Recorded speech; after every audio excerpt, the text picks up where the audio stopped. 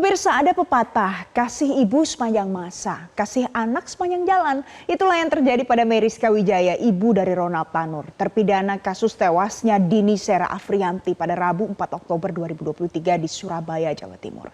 Nah, atas kasus itu, Ronald Tanur divonis bebas. Sang ibu ditetapkan tersangka setelah diduga memberikan suap atas bebasnya Ronald Tanur. Ia tidak ingin anaknya mendekam di tahanan meskipun telah mengakibatkan seseorang meninggal dunia. Mengapa sampai segitunya membela sang anak? Bagaimana pula dalam tinjauan psikologis? Kita akan tanyakan langsung pada psikolog keluarga Joyce Manurung dalam segmen Analog. Anda tanya psikolog. Kami juga membuka telepon interaktif bagi Anda yang ingin menanyakan langsung terkait tema hari ini ke nomor 021-583-99100. Nanti Anda bisa lihat di layar kaca pemirsa. Kita sapa, selamat pagi Mbak Joyce. Sehat Mbak Joyce? Selamat pagi. Sehat, puji Tuhan. Kita harus sehat fisik dan juga mental ya. Betul, itu dia.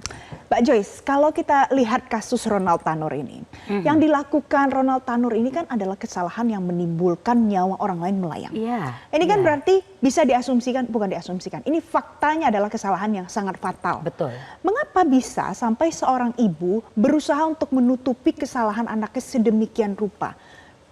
Nah, tadi kalau kita bicara soal sehat mental, itu hubungannya ke sana ya. Kita bicara manusia. Manusia itu kalau dilihat perkembangannya dari mulai lahir sampai sekarang usia dewasa, banyak faktor yang menerpa dia. Terpapar oleh banyak peristiwa, informasi, cara, strategi dan sebagainya.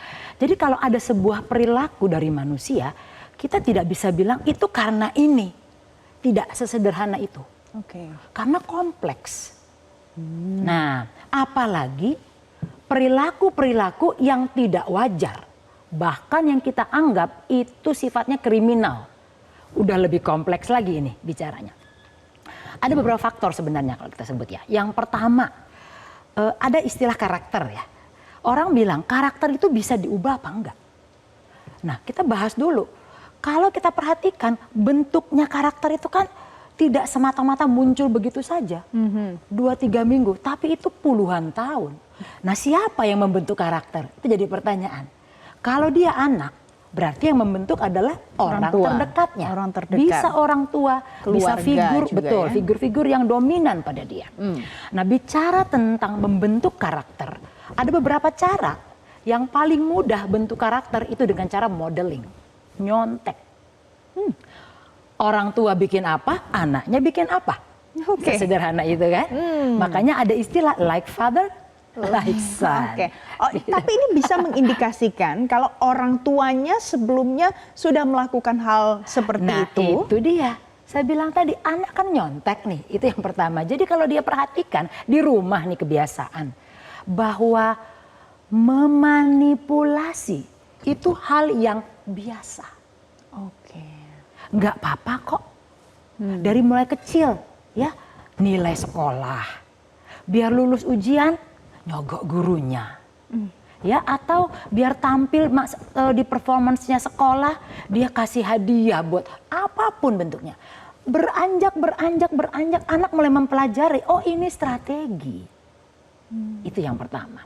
Jadi kalau boleh dibilang, unsur-unsur manipulasi yang dilakukan saat ini itu bisa jadi pembelajaran. Jadi dia mengalami proses belajar. Dan kalau orang belajar kan lama-lama lihai toh. Betul. Nah, yang awalnya dia tidak mengerti, oh manipulasi itu apa. Lama-lama dia tahu, oh ini strategi mendapatkan apa yang saya mau. Kalau orang sudah lihai, ya istilahnya kadang kita nggak bisa memisahkan.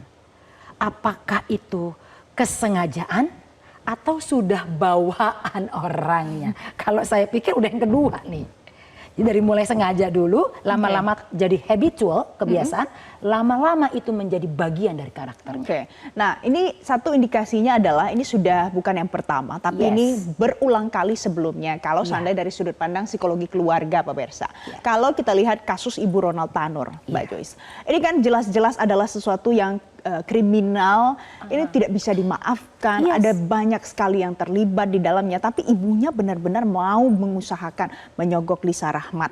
Iya. Kemudian Lisa Rahmat ini kan juga kemana-mana jadinya Betul, kan, sampailah akhirnya divonis bebas. Berapapun biayanya. Betul. Untuk kasus ini, jadi kesalahannya ada di mana? Harusnya apakah memberikan pelajaran untuk Ronald Tanur sebagai anaknya, atau karena habit itu menjadi seperti ini?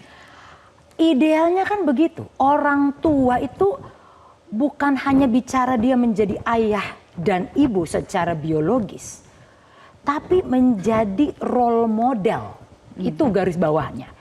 Contoh tadi balik lagi ya.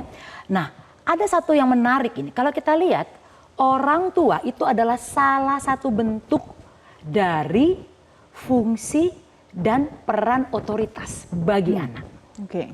Jadi kalau anak merasakan ada orang tua, ada yang menguasai saya. Karena otoritas itu identik dengan power, kekuasaan. Nah, kalau kita perhatikan kasusnya dia ini, orang tua itu disadari atau enggak nih bagi para bapak dan ibu ya. Mereka itu punya kebutuhan untuk punya otoritas pada anaknya, punya power pada anaknya. Anaknya patuh, bisa diarahkan gitu. Dan mereka senang kalau punya anak nurut. Kalau anak yang rebel, mereka protes, marah. Karena nuansa powernya hilang. Oke. Gitu ya. Menyogok Lisa Rahmat berikut hakim ini adalah Nah. salah satu bentuk perwujudan power yang diinginkan Ibu Ronald Tanur? Betul, karena ketika anak dalam kondisi sekarang terancam, misalnya unsur pidananya muncul, bicara tentang otoritas ada namanya protecting.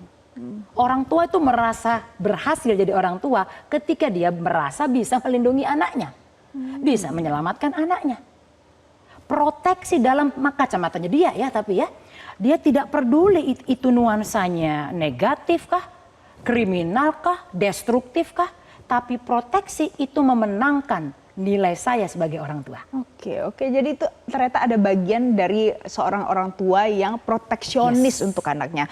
Mbak Joyce, ada yang nelpon, ada Ibu Sari dari Jakarta. Selamat pagi Ibu Sari. Selamat pagi Ibu. Silahkan Ibu, mau bertanya apa? Saya mau nanya, jika anak kita terjerat kena kasus hukum, entah di sekolah atau di lingkungan bermainnya dia, langkah pertama apa yang harus kita ambil? Apakah kita harus mengikuti aturan hukumnya? Karena kita tuh anak kita juga ya, jadi kita apa sih yang harus langkah kita ambil pertamanya gitu Mbak, untuk kita membuat anak kita juga tidak merasa kok orang tua gue nggak ngebela gitu loh, seperti apa gitu. Terima kasih. Baik, terima kasih Mbak Sari.